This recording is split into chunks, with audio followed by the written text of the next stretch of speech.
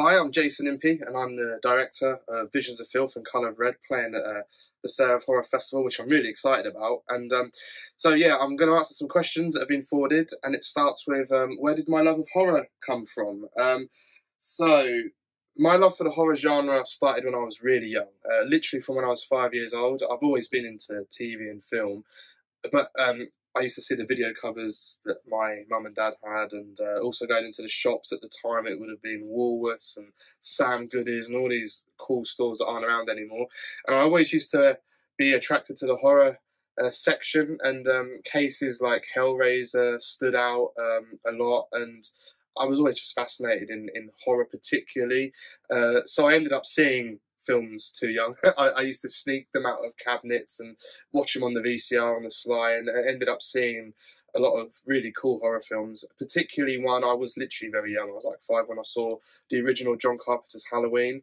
And ever since seeing that film, I was hooked, which led to Poltergeist 2 and 3, and Hellraiser, Evil Dead, and so forth. So my love began from a young child, particularly into the John Carpenter route. So what made me want to become a filmmaker? Well, at same young age of 5, as well as watching films, I was really interested in how they was made, like why they were filmed the way they were, and why did they choose that shot and angle. I was always a little bit quirky and odd in that, and that led to me.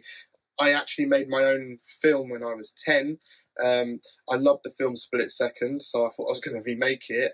It wasn't really as epic as I thought, but at 10 I got my dad's camcorder because he used to have a family camcorder. He was quite enthusiastic with filming family videos and stuff, so I borrowed that, got some mates, and I tried to remake that movie, and then I was ordering my dad to edit it on the VCR with the camera plugged in, and which I still have knocking around. But yeah, that was my first taste, and I was disappointed, as in I wanted it to be better, so I wanted to improve. And ever since then, I've just carried on wanting to make films and make a better one and explore. So it's all from a very young age for me, wanting to be into film. And to be honest, my passion has just got stronger and stronger the more I've got involved and the more I've done. So how did I come up with the story for my films in this festival? So I'll start because Colour of Red is a short film. So it was a little. It was a little short I made looking at witchcraft was a theme that was thrown around to me. So it was a bit of a throwback to 70s exploitation film, particularly from stuff like Jean Rollin and things like that. I used to, I love Jess Franco films. I've always loved Jess Franco films, and I love his sort of his way of filmmaking is just very influential to me. He's fascinated me how he got films made, how prolific he was, his style. There's a lot about Jess Franco that I admire growing up. As I say, I was a good young teenager when I discovered him, and you know his filmography is so fast. To try and accumulate all of that is just incredible. So my film Colour of Red is a little bit of a homage to that sort of cinema of the 70s of the likes of Jess Franco and Jean Rollin and things. And it's looking at a woman who practices witchcraft, who feels she's been wronged by a partner and seeks revenge. So it's a simple revenge plot, and sometimes I like simplistic ideas.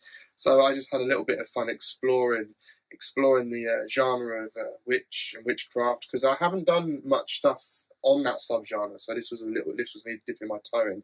So I tried to do my Elizabeth Bathory sort of reference to the bath of blood, and but I don't really put a time frame for when the film's set, but I wanted to make it its own irrelevant time like it follows. I don't say it's 70s or 80s, but I also don't say it's present. It's a bit of a timeless film that I tried to capture, and I loved having fun. I love exotic animals, and I have quite a few pets, and it was really nice to be able to bring them into this film, because when you think of witchcraft and witchery, and a lot of people do seem to think of snakes and scorpions and spiders with that, which I have to hand. So that was also a really big, that was a little bit of a driving force for me to build on that film, actually. So again, that's how that sort of come about, developing it from, you know, it'd be cool to have one of my snakes in it. So, you know, it helps me drive the story. And as for Visions of Filth, this bad boy, that was an epic journey. So it was originally made as a festival entry for Sick and Wrong, and I was under tight restraints. I had 72 hours to turn that film around, and I was given some cues of what to do. So I sat there all night thinking of how I could make all the elements work that I needed to make this film work, and I come up with again sort of simple but not. But the premise was have a fascination with serial killer stories and the nature of serial killers and the psychology behind that. So that was something I built up. So we kind of follow an ex-serial killer on his last dying days, whether you want to call it remorse or regret or just reliving his fantasies.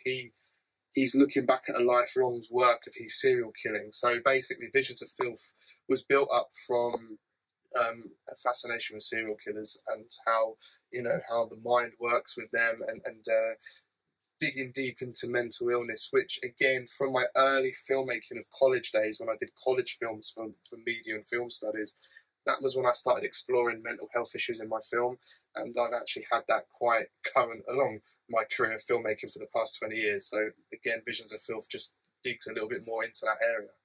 So the most challenging and most rewarding while filming these particular films would be, so challenging is time. I must say that is, I never have enough time. I'm always up against time. Whatever film I'm doing, I love to set up my lights and shots, and I like to try and craft something, but you're always up against it. You've got, the day just goes fast, people's availability and locations, the list goes on. It just makes time is against you all the time.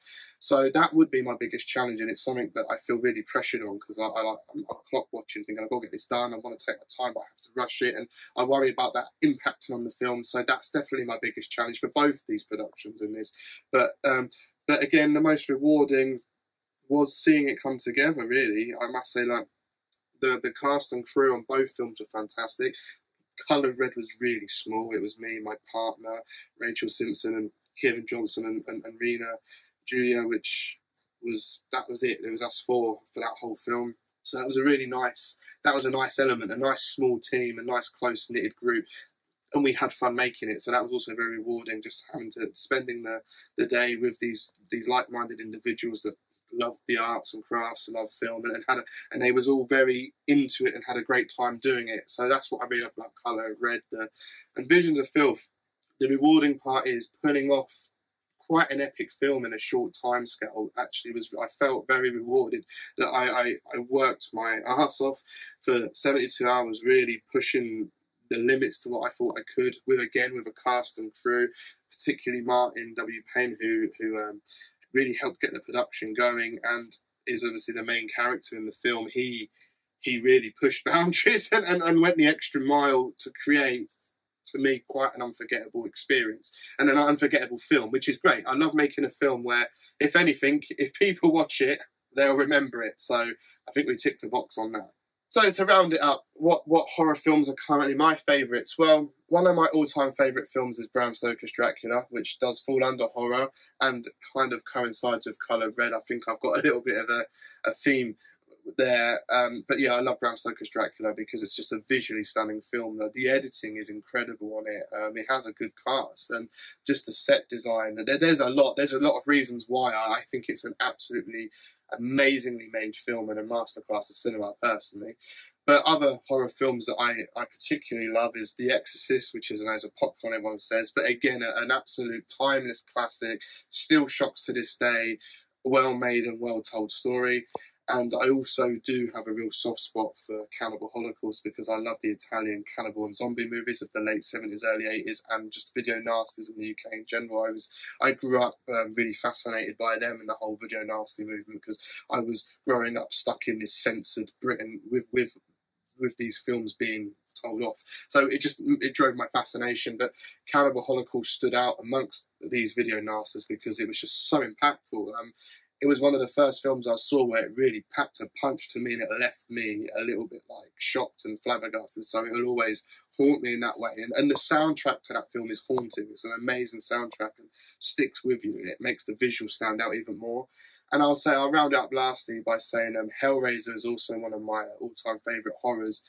Again, it's just an amazingly well-crafted film. At the time, it was unique. It's still pretty unique, and I love the subtext to it. I love the morals and the subplots and everything it stands for and portrays. It's just very fascinating. Also, it's a little bit simplistic, which I like. You know, there's a lot of being trapped in the house and trapped in relationships and trapped in your own environment in that film, which I find really interesting. And the effects, because I love practical effects. CGI, I'm not the biggest fan of at times, so looking back at a film like Hellraiser, for all that practical glory is just phenomenal. Anyway, I hope you enjoy my movies, and thanks for watching.